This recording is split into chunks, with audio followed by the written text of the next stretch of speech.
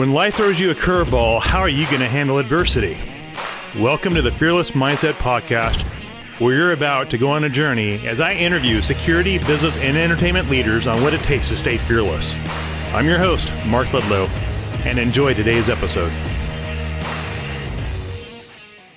Well, hello, everyone. Welcome to the Fearless Mindset Podcast, brought to you by Ledlow Security Group. I am your host, Mark Ledlow, coming to you some remote area of the world. And the travels have stopped for me. 5 months on the road on the band circuit, whatever I was on. So I'm glad to be back in the saddle, popping out podcasts for your guys' enjoyment, for your education, and for a positive experience, so you know what you're getting into when you leave to go into this thing called private security, executive protection, or maybe you get an offer as a chief security officer position of some role, some place, some company. But there's hope for you guys and veterans that are struggling to find your place in this industry. We have answers for you. And if you're not former military, for your law enforcement folks that want a direction, and we bring Rob to you from sunny Texas. I guess he's a native of Texas now. He's formerly from Southern California in his federal agent days, and he's been all over the country, I think. So, Rob, thanks for coming, and glad we're able to get you on the podcast. Yeah, happy to be here. Thanks for the invite. So, for you guys that don't know Rob and I connected through, I think it's Chuck Andrews. Everybody knows Chuck Andrews. Yep. So, shout out to friends of Chuck and what he does for the industry. Chuck got me invited to sponsor, I think it was ASIS Northern Texas chapter thing that we did. Met Rob and a bunch of his buddies over there. And Texas is in a crazy market. I spent 4 months out there and like, whoa, this is going to be California on steroids, but pro business. Indeed. That was a great evening. That was actually at our Law Enforcement Appreciation Night, or LEAN, which is the big ASIS North Texas charity event that raises a bunch of funds through, raffling of firearms, silent auctions, and such for the Assist the Officer Foundation, both in Dallas and Fort Worth. And that's a great cause. But they take care of the family of fallen officers and of officers who have met really life-altering injury, either on duty and occasionally off duty here. So great charities that we supported. It was an outstanding night. It was the bonus of that was to get to meet you and continue to talking to you over these several months, and certainly look forward to next year. Hopefully you be a guest at my table next year. I'd be honored. Wow. Yeah. Awesome. I was by myself. I don't even know anybody here. My little word here.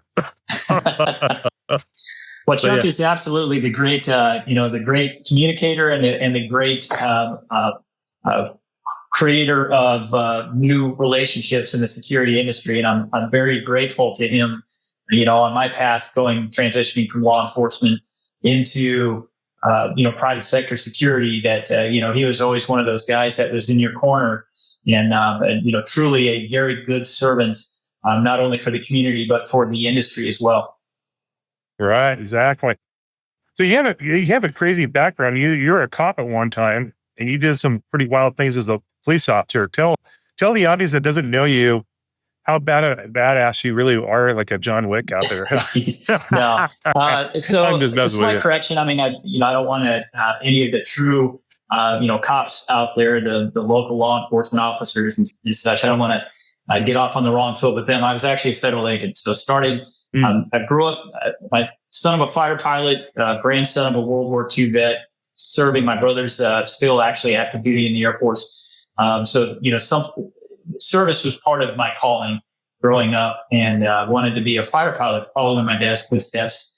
Went the Air Force ROTC route during college, and I'm just at that age where, the big, huge drawdown after the Cold War kind of broke up. The Berlin Wall fell, and had to face this sad reality that there were more pilots than needed in the Air Force, and my dreams of becoming a fighter pilot were basically non-existent. So I found myself as a junior in college trying to figure out what I wanted to do for the rest of my life. Had a good buddy of mine growing up, whose father was a true badass. He was a DEA special agent pilot. Whoa. And was one of these guys who humble as the day is long, but also, just a really cool guy and somebody that you could talk to about anything. So I kind of, law enforcement obviously interested me, kind of, just staying in that vein of an adrenaline-filled career and still being able to serve. So I talked to him, and he said, "Yeah, man, he suggested I look at several federal agencies, but unfortunately at that time we're in a huge hiring freeze across the federal government, and the only agency hiring was the U.S. Border Patrol at the time." And so I tested with the Border Patrol. And became a Border Patrol agent, and had a great, actually 4 years as a Border Patrol agent, and enjoyed every minute of it. I mean, the camaraderie was fantastic. The mission, especially back then, it was a little, it was just, crazy. I was very, very lucky to work out of 2 stations that were very proactive and very, very busy, and gained some great friends, great experience out of there. But, at the time, the Border Patrol was under the Department of Justice and the Immigration and Naturalization Service, the INS, which was a customer service oriented department or service. And the Border Patrol was kind of like the redheaded stepchild in the corner that they didn't, all of the policies, everything that the INS created were more customer service oriented. And then you have the Border Patrol kind of doing really tough work on the border. And all of our policies, though, were created by the INS. It's a very frustrating environment to try to do a very, very difficult and meaningful job without really feeling like you had the support of, the upper echelons of your agency to protect you. And also, kind of to add insult to injury on that side, Border Patrol agents at that time were paid at a much lower pay scale, GS, like rank, than many of our counterparts in other parts of federal law enforcement. And so, you just kind of had this perfect storm of kind of hardships, going through as a young married man. I decided that as much as I like the Border Patrol, I probably should start looking, elsewhere within the federal government.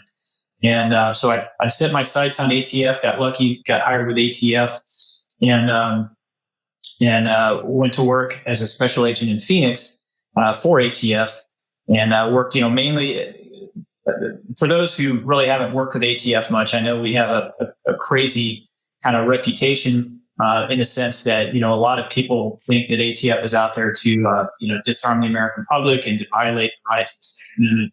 And I'll tell you, nothing could be further from the truth. I mean, really, the true mission of ATF, when you get down to it, is to reduce violent crime. To basically identify the worst violent criminals in your area of operations, and to to work with your state and local counterparts, predominantly, and your other federal agent counterparts, to get them off the streets, to make your communities safer.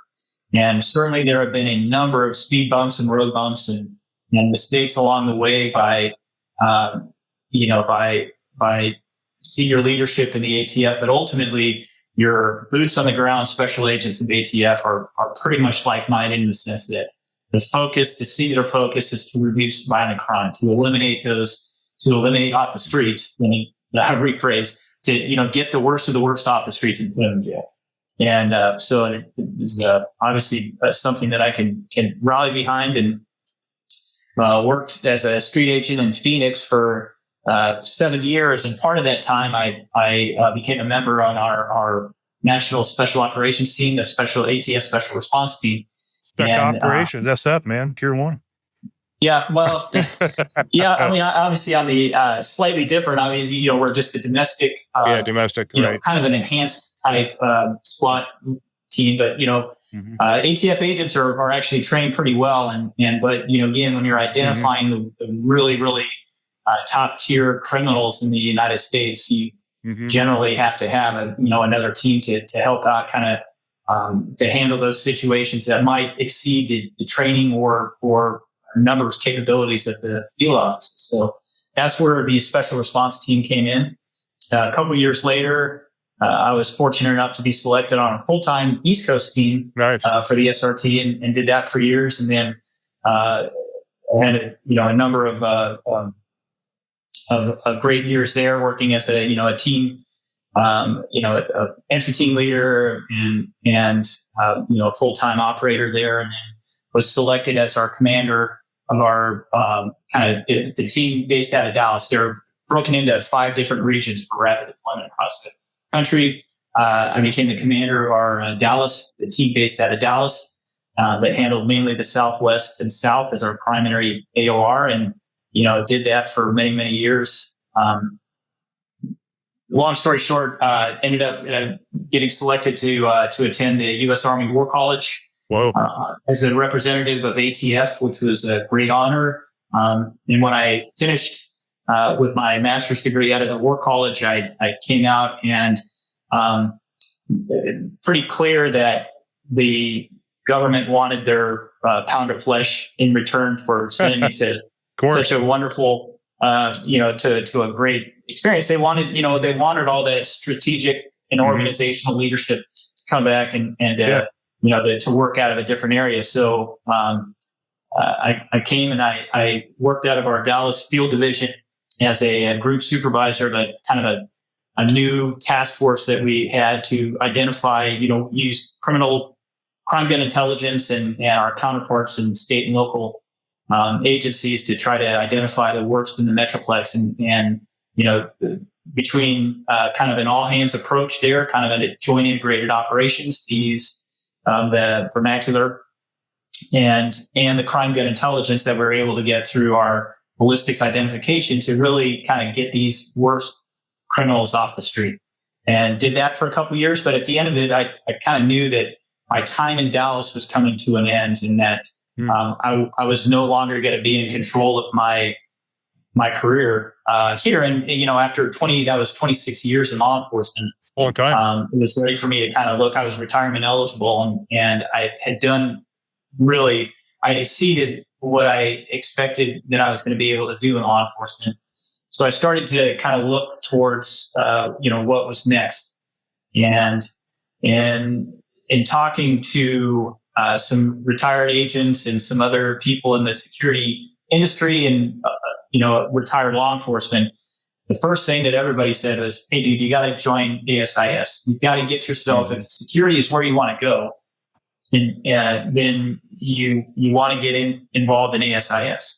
The networking there is fantastic. They have certification programs that you're going to be able to basically help bridge the gap from government to private sector, to show that, hey, not only was I a great law enforcement officer, but I understand the business aspect of this, and I can kind of transcend from one side to the other." So that's what I did, and I found I'm not a networker. I don't like talking about myself. I don't like kind of going out there and selling myself. Very, very difficult for me, and I'm just not good at it. How are you doing this? Well, messing with you. Yeah. We're having a conversation. That's what it is. There we go. Yeah. But, ultimately what I did find though was that I went to a couple of the meetings, the first ASIS meetings, and man, it is such a good organization. Like the security industry, the true professionals in the security industry, they want to help people. They do. Right. And what I liked about it was, so here's this new guy, Rob Guillot, kind of hanging around. And, they'll go up the last questions and they snip you out a little bit. And if you pass their test, man, really, I mean, if you pass their test, if they feel that, you're all right, they're going to pay it forward. They're going to push their network to you. They're going to put your name out there. They're going to, they helped me with studying for the CPP.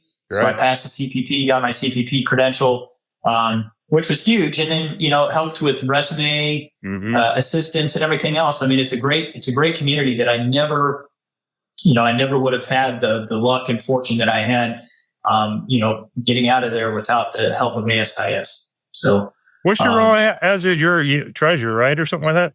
Yeah, I'm the treasurer for the North Texas chapter. You're the number money guy. So you're the one that holds the bag. and which is funny because I have no background in finance, but in numbers. But I will say that it's pretty easy, and it is a true team concept here. We help each other out. So yeah, it's a great organization. It is. And thanks for welcoming me there.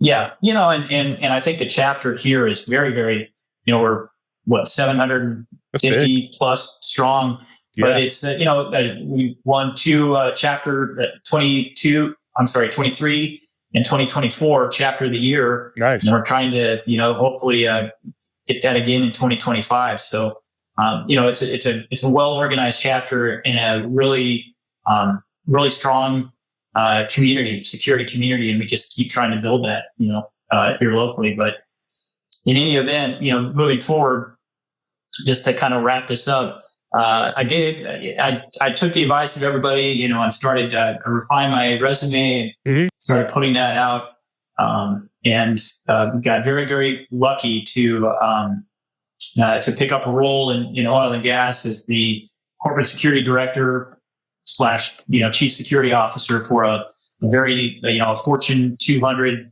oil and gas company. And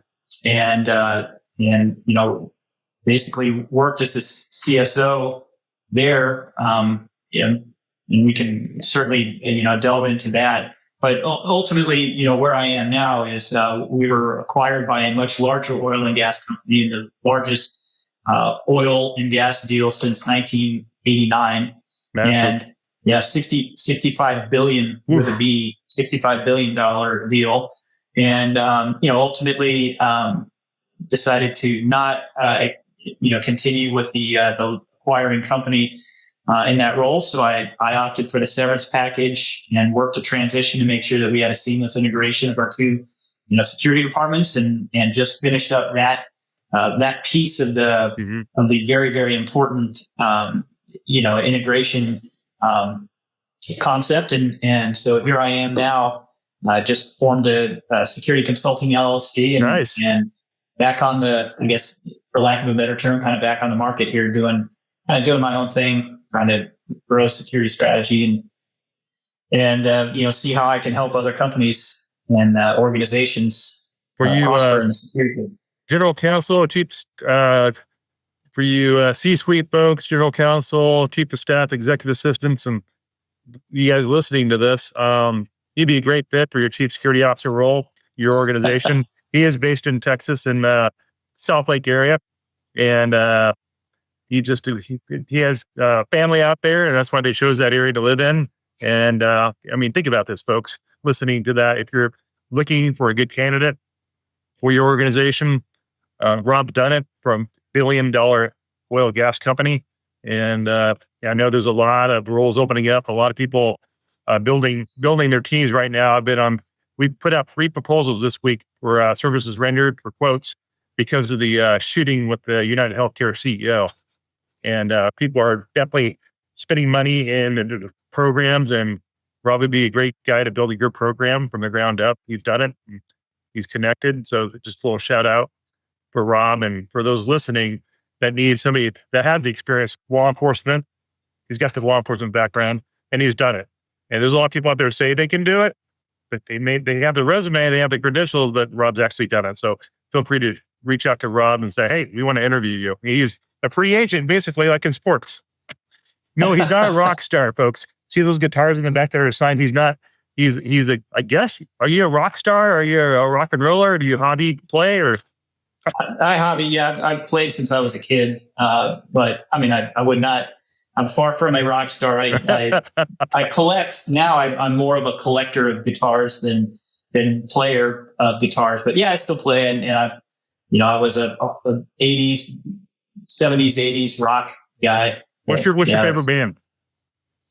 Oh man, I have a few, but probably, I grew up big on, like back then, the kind of the new wave of British heavy metal kind of stuff. So UFO, Judas Priest, Scorpions, that genre where you have very centric on guitars, Van Halen, obviously up there, and then some of the lesser known ones out there. But yeah, it's just anything that where you have a standout lead guitarist, I was pretty much into growing up. So are you bass? Is that what you like, the bass guitar? Or? No, these are 6-string. These are standard guitars. Yeah. Okay. Yeah.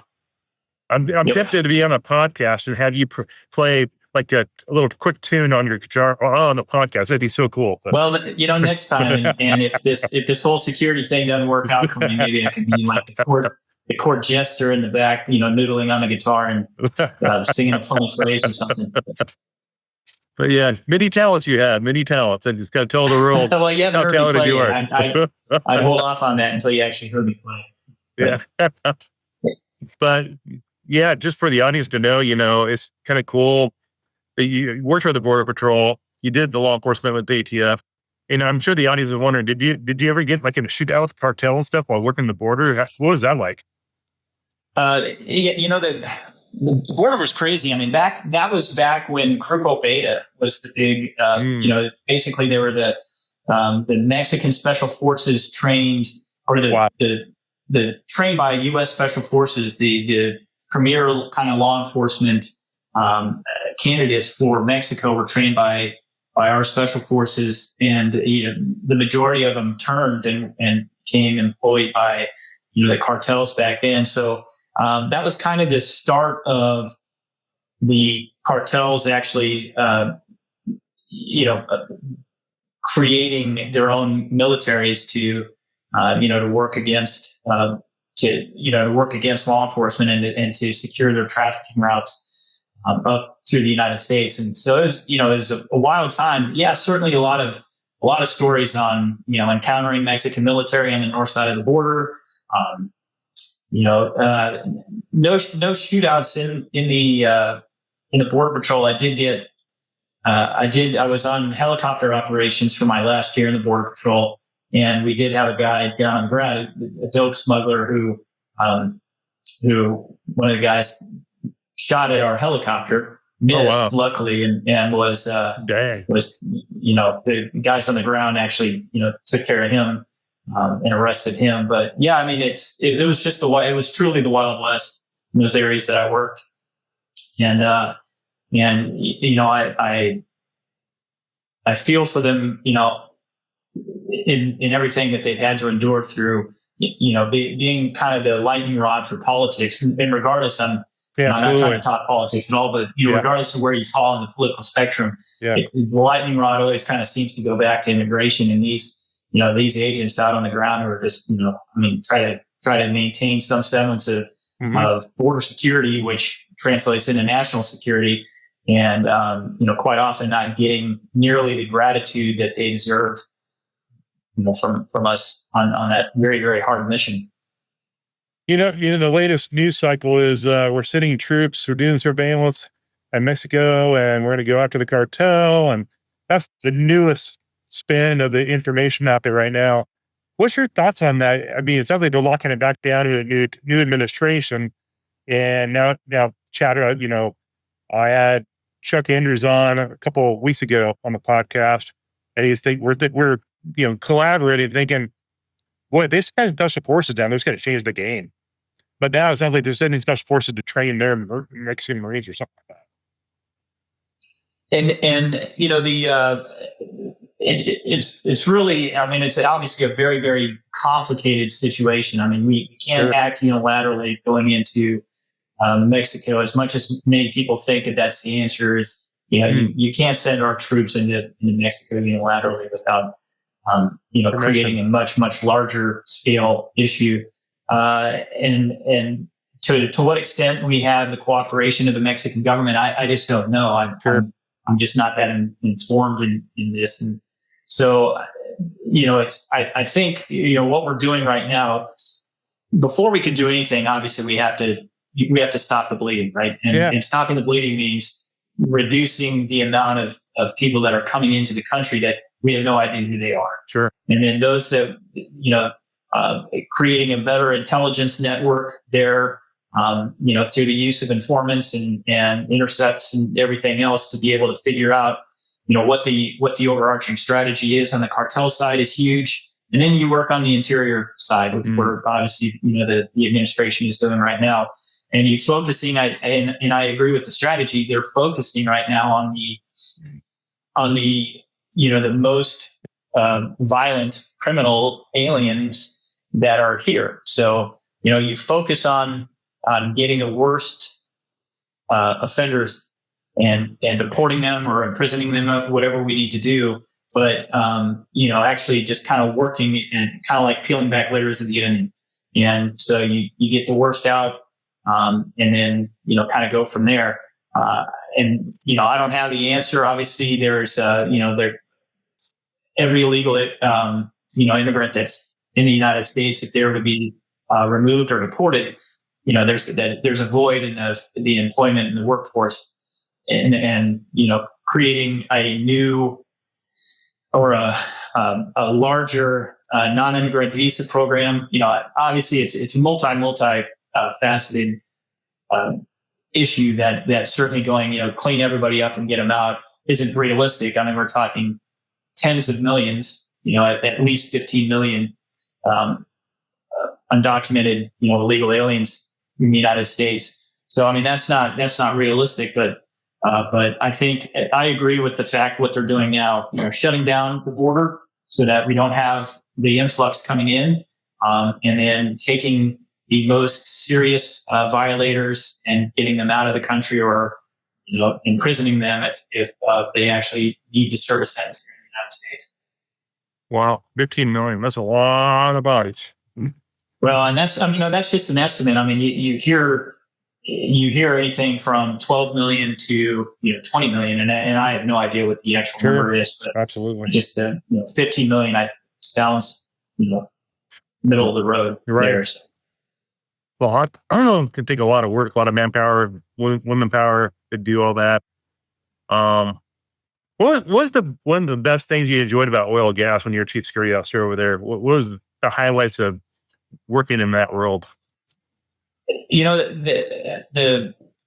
I'll say the oil and gas industry is fascinating. And I don't think people really don't have the appreciation for how many smart people it actually takes to figure out where to drill and then actually extract crude out of the ground. And then, obviously that's just a piece of the puzzle from there, getting it, transported and refined and sold.